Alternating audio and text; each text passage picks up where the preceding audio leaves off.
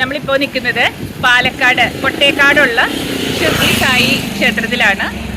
2014 മോഹൻജി പ്രാണപ്രതിഷ്ഠ നടത്തിയ ഒരു ക്ഷേത്രമാണ് ഷിർദി സായി ടെമ്പിൾ. അപ്പോൾ ഇവിടെ ബാബയുടെ പ്രസൻസ് വളരെ ടാഞ്ചിബിളാണ്, വളരെ പ്രത്യക്ഷത്തിൽ അനുഭവിക്കാൻ കഴിയുന്ന ഒരു സ്ഥലമാണ് ഈ ഒരു ക്ഷേത്രമെന്ന് മോഹൻജി എപ്പോഴും പറയാറുണ്ട്.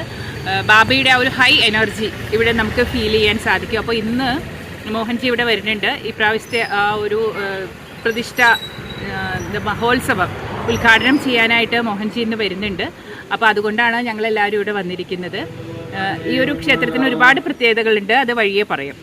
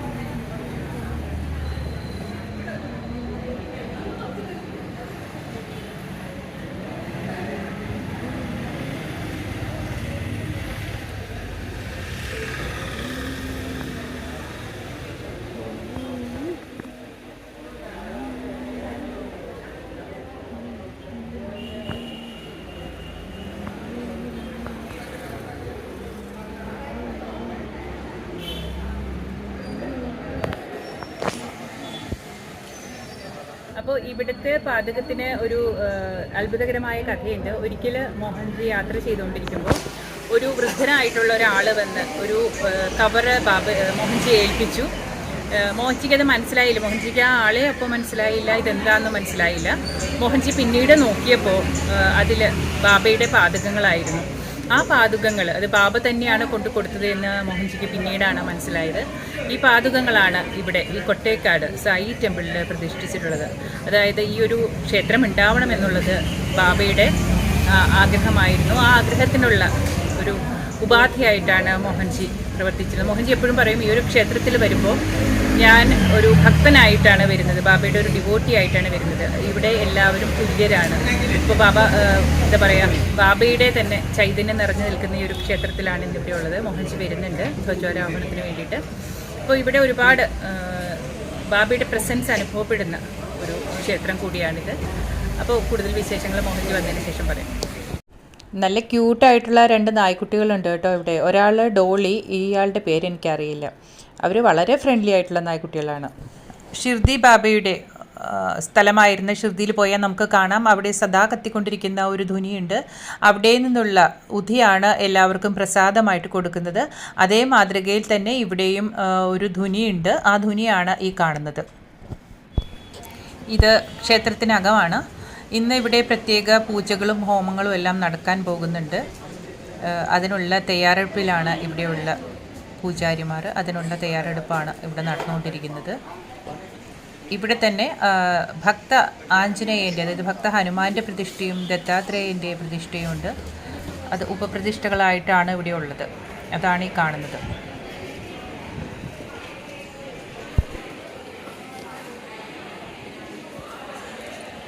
മോഹൻജിക്ക് ഏറ്റവും നിർബന്ധമുള്ളൊരു കാര്യമാണ് മോഹൻജിയുടെ പക്കൽ അല്ലെങ്കിൽ ബാബയുടെ അടുത്തുനിന്ന് ആരും വിശന്ന് പോകാൻ പാടില്ല എന്ന്. അപ്പോൾ ഇന്നലെ ഇവിടെ വിഭവസമൃദ്ധമായ പ്രഭാത ഭക്ഷണം ഉണ്ടായിരുന്നു. അതാണ് ഇവിടെ കാണുന്നത്.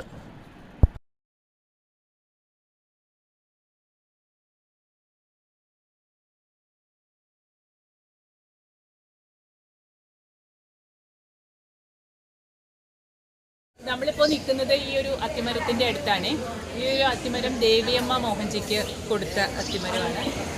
ഈ ഒരു അത്തിമരത്തെ പറ്റി പറയും, ആര്യയ്ക്ക് ഒരു എക്സ്പീരിയൻസ് ഉണ്ട് പറയാം. ഞാൻ ആര്യയെ കൊണ്ട് പറയിപ്പിക്കാവേ. അപ്പോൾ ആര്യയുടെ ഈ അത്തിമരമായിട്ട് ബന്ധപ്പെട്ട അനുഭവം പറഞ്ഞോളൂ. എൻ്റെ അനുഭവമല്ല, എൻ്റെ മകൾക്ക് ഉണ്ടായ അനുഭവമാണ്. മൂത്ത ആൾക്കല്ലേ? കഴിഞ്ഞ ആഴ്ച അവിടെ വന്നു. അപ്പോൾ ആദ്യമായിട്ടാണ് ഞാൻ മക്കളെ കൊണ്ടുവരുന്നത്. മുമ്പ് ഞാൻ വന്ന് പോയിട്ടുണ്ട്. അപ്പോൾ മൂത്ത മകൾ എന്ന് പറഞ്ഞാൽ അവള് കുറച്ചൊരു നിഷ്കളങ്കത കൂടുതലുള്ള കുട്ടിയാണ്. അതായത് നമ്മളെപ്പോലെ. അവളുടെ പേര് പറഞ്ഞോളൂ. ആരുണി എന്നാണ് പേര്. അന്നക്കുട്ടി എന്ന് വിളിക്കുക. നമ്മൾ ചില കാര്യങ്ങൾ നമ്മൾ വിശ്വസിക്കില്ല, പക്ഷേ നിഷ്കളങ്കതയുള്ള ആളുകളെ പെട്ടെന്ന് വിശ്വസിക്കുമല്ലോ. നമ്മൾ കുഞ്ഞുങ്ങൾ എപ്പോഴും നിഷ്കളങ്കരാണെന്ന് പറയാം. അപ്പോൾ അവളിവിടെ വന്നു. അപ്പോൾ ഞാൻ ഈ അത്തിമരം കാണിച്ചു കൊടുത്തു. ഇത് ദേവിയമ്മ, അവൾ ദേവിയമ്മയെ കണ്ടിട്ടുണ്ട്, ദേവിയമ്മ കൊടുത്തയച്ചതാണ് മോഹൻജിയുടെ കയ്യിലെന്നൊക്കെ പറഞ്ഞപ്പോൾ പുള്ളിക്കാരിയുടെ സന്തോഷമായിട്ട് ഇവിടെ നിന്നു. ഞങ്ങളൊക്കെ ഈ അത്തിമരത്തിൻ്റെ കായ പറക്കിയെടുത്തു, ഒരു പ്രസാദം പോലെ. അപ്പോൾ അവൾ പറഞ്ഞു പെട്ടെന്ന്, എനിക്ക് ഈ അത്തിമരത്തിൻ്റെ കായൊന്നും വേണ്ട, അത് കഴിക്കാനൊന്നും പറ്റില്ല, എനിക്ക് മാങ്ങ വേണം, മാങ്ങയാണെങ്കിൽ കഴിക്കാം. മോഹൻജിയോട് പറഞ്ഞു എനിക്ക് മാങ്ങ തരാമെന്ന് പറഞ്ഞു. അപ്പോൾ മാങ്ങ ഇവിടെ സ്വാഭാവികമായിട്ട് നോക്കുമ്പോൾ ഒന്നും കണ്ടില്ല. അവിടെ ഒരു മാവ് നിൽപ്പുണ്ട്, പക്ഷെ മാങ്ങ പൊട്ടിച്ചു കൊടുക്കാമെന്നൊന്നും നമ്മൾ പ്രതീക്ഷിച്ചില്ല. ആ ഒരു 10 മിനിറ്റിനുള്ളിൽ ഞങ്ങളിവിടെ ഹനുമാൻ സ്വാമിയുടെ മുമ്പിൽ നിന്ന് തൊഴുതുകൊണ്ടിരിക്കുമ്പോൾ ഒരു കണ്ണിമാങ്ങ കറക്റ്റ് കുറച്ചൊരു വലുപ്പമുള്ള കണ്ണിമാങ്ങ അവളുടെ മുമ്പിൽ വന്ന് വീണു. അവളത് എടുത്തു. ഞങ്ങൾക്ക് ഭയങ്കര അത്ഭുതമായി പോയിട്ട് അവിടെ നിന്ന് പൂജിച്ചിരുന്ന ആളുകൾ വരെ ശ്രദ്ധിച്ചു. പുള്ളിക്കാരി അപ്പം തന്നെ അത് കടിച്ചു മുറിച്ച് കഴിക്കുകയും ചെയ്തു. ഞാൻ അതിൽ നിന്നൊരു കഷ്ണമൊക്കെ ചോദിച്ചു, തന്നില്ല. പുള്ളിക്കാരി അത് കംപ്ലീറ്റ് ഒരു ചെറിയ കണ്ണിമാങ്ങയല്ലേ ചോദിച്ചുള്ളൂ. ഇതാണ്ടോ ആ മാവ് കറക്റ്റായിട്ട് മാങ്ങിയിട്ട് കൊടുത്തത്. മോഹൻജിയെയും ഷിർദിയിലെ മുൻ മുഖ്യ പുരോഹിതനായിരുന്ന സുലേഖ മഹാരാജിനെയും ഈ ക്ഷേത്രത്തിലേക്ക് മാലയിട്ട് ആനയിക്കുകയാണ്. മോഹൻജി ബാബയുടെ മുമ്പിൽ അത്യധികം സമർപ്പണത്തോടും വിനയത്തോടും കൂടി പ്രാർത്ഥിക്കുകയാണ്. മോഹൻജിയും ബാബയെ ഒരുമിച്ച് കാണുക എന്ന് പറയുന്നത് വളരെ സന്തോഷമുള്ളൊരു കാര്യമായിട്ട് എനിക്ക് തോന്നി. എനിക്ക് ആ സമയത്ത് വളരെയധികം ഒരു അനുഭൂതിയായിരുന്നു, ഒരു പ്രത്യേക അനുഭൂതിയാണ് അത് കാണുന്നത്. ബാബയും മോഹൻജിയും ഒരുമിച്ച് ആ ഒരു സാന്നിധ്യം, അവരുടെ ആ ഒരു എനർജി അതനുഭവിക്കാൻ കഴിയുന്നത് വലിയൊരു ഭാഗ്യമായിട്ടാണ് ഞാൻ കരുതുകയാണ്. ഗുരുവിനെ കാണാൻ എത്തിയവരുടെ പാദനമസ്കാരങ്ങൾ മോഹൻജി സ്വീകരിക്കുകയാണ്. ഗുരുവിനെ കാണുക എന്നുള്ളത് എല്ലാവരുടെയും ഒരു ആഗ്രഹമാണ്. അപ്പോൾ അത് ഷിർദി ക്ഷേത്രത്തിൽ വെച്ചാകുന്നത് അത്രയധികം ഒരു സന്തോഷമുള്ള ഒരു കാര്യമാണ്. ബാബയും മോഹൻജിയും കൂടെ കാണാൻ പറ്റിയ സന്തോഷത്തിൽ ഒരുപാട് പേര് അവിടെ എത്തിയിട്ടുണ്ടായിരുന്നു. സുലേഖ മഹാരാജും മോഹൻജിയും തമ്മിലുള്ള ഈ ഒരു മഹത്തായ ഒരു കൊളാബറേഷൻ ബാബയുടെ അനുഗ്രഹത്തോടുകൂടി മോഹൻജിക്ക് ലോകത്തിന് നന്മയാകുന്ന ഒരുപാട് കാര്യങ്ങൾ, ഒരുപാട് പ്രവർത്തനങ്ങൾ ഇനിയും ചെയ്യാനുണ്ട്. അതെല്ലാം ബാബയുടെ അനുഗ്രഹത്തോടുകൂടി മോഹൻജിയുടെ ആ ഒരു വിൽ പവർ, ദൃഢനിശ്ചയത്തോടുകൂടി രണ്ടും കൂടെ ചേരുമ്പോൾ ഒരു വലിയ പ്രവർത്തനം, ഇനിയും ഒരുപാട് കാര്യങ്ങൾ ലോക നന്മയ്ക്ക് വേണ്ടി മോഹൻജിയിൽ നിന്നും ബാബയുടെ ആ ഒരു ഗുരുമണ്ഡലത്തിൽ നിന്നും വരാനിരിക്കുന്നുണ്ട് എന്നുള്ളത് അവരുടെ സംഭാഷണത്തിൽ നിന്ന് എനിക്ക് ബോധ്യമായി. അപ്പോൾ അതിനെല്ലാം നമുക്ക് ദൃക്സാക്ഷിയാകാനായിട്ട് കഴിയുന്നത് ഭാഗ്യമാണ്.